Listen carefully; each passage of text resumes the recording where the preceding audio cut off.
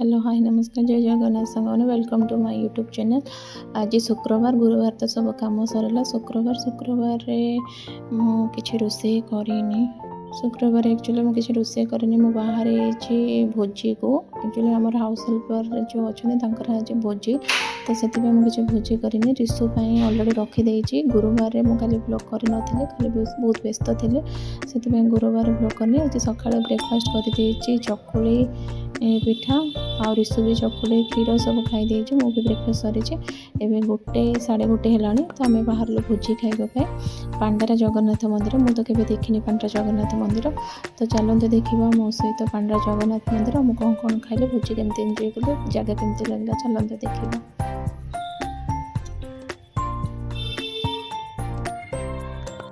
घर सब कम सरली माने गुरुवार सब कम सरली कम सरला गाधुआ पाधा रिशु को गाधेली बाहर भोजी को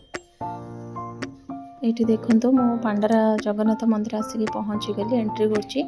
मंदिर कबाट बंद अच्छी कहीं खरा बेलटा तो मंदिर कबाट बंद अच्छी तो ये फास्ट एंट्री कला बेले गुपचुप देखिले तो चलते मु भाविले टे टेस्ट करवा गुपचुपटा केमी अच्छी तो ये समस्ते खाते मु भी खाइली और रिशु भी खाइला और रिशु को से जो कौन कहूँ पत्र येटा ठुंगाटा दे दिहला से बसिक सुखा खाऊे पापड़ीटा खाली खाऊे मुझे गुपचुप खाइले थिला भल चलो तापर आम गला रिशु आइसक्रीम देखी रिशु तो बहुत जोर ठंडा अच्छे मना कले भी से आइसक्रीम खाइब बोली कहला तो ताको गोटे जगह आइसक्रीम धरिकी बस पड़े मुझे खाइली सब जिनस तो देखो कौन कौन होता भल होता चिप्स होता दहीबरा होता सलाड होता रुमाल रोटी होता रुमाल रोटी माने फ्रेश बिरयानी खट्टा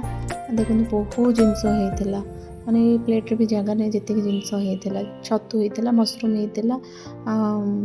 पोटल खुरमा होता तो रिशु आइसक्रीम खाऊला मु खाई सारा जे झील थी माने मो जो हाउस हेल्पर झील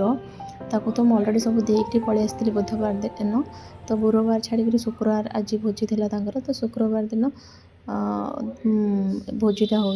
तो आज मुझे आसली देखो ये सी फोटो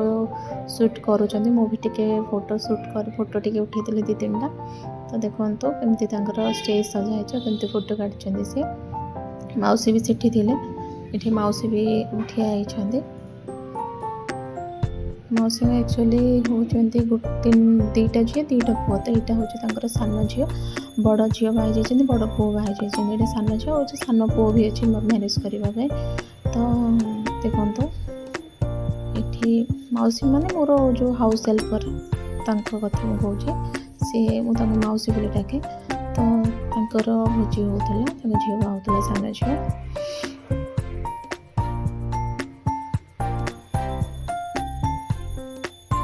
तो ये भोजी सरला गली टे मंदिर चारिपटे बुलवाई तो देखो मंदिरटा भी बहुत भल था किसी खराब नाला भोजी भी भल माने स्पेस भी भल था मंदिर कबाट भी बंद था कहीं खरा बेल टाइमटा तो मंदिर पहाड़ पड़ जाए तो सीटा बंद था गोटे आइसक्रीम आनिलु रिशुर मोर ये बसिक खाइलु आइसक्रीमटा रिशु आइसक्रीम आउ गोटे मु खाइबापी जोटा आनी सी भी सीटा खाइब बोली जिद कला तो टिके बेसी खाइनी आइसक्रीम सी आने बट बेसी खाई पारे टिके खाए तो ये देखो से दौड़ुची गोटे बिल्ली को देखीदेला बिल्ली को देखीदेला से केमती दौड़ुची बिल्ली को देखला बिल्ली पलैला आम आसिलु बुलू टे ये आइसक्रीम से कहे शेयरिंग इज केयरिंग रिशु कहे तो मामा मत देवुन शेयरिंग करवाटा भल शेयरिंग इज केयरिंग सी मत बुझे दौचे तो से बेसी खाएनी जहाँ आइसक्रीम आने टी चाखीदेव स्पून गोटे स्पून 2 स्पून तार से आइसक्रीम को मुँह ही खाए लोक आहरी आसुँच मुझे जल्दी पड़े जल्दी गले रिशु को धरिकी जी मो गाड़ी रे तो से जल्दी जाके जल्दी पलि आसबि बोली धरिकी जाइतिला गहली हेले रिशु हैरान करिवो बोले जल्दी जाके जल्दी पलि आसली तापर रिशु भी खाइनी रिशु जहाँ ब्रेकफास्ट आ क्षीर एमती जहाँ घरे खाई से बाहर भोजी बिल्कुल खाएनी तो मुझे अलरेडी रखीदे घरे डालमा भात तार सब जिनस अच्छी तो गले सी घर को खाइब ତ ଦେଖନ୍ତୁ ସେଠି ଆମେ ଟିକେ ବସିଲୁ, ବସିଲା ପରେ ଘରକୁ ଆସିଲୁ।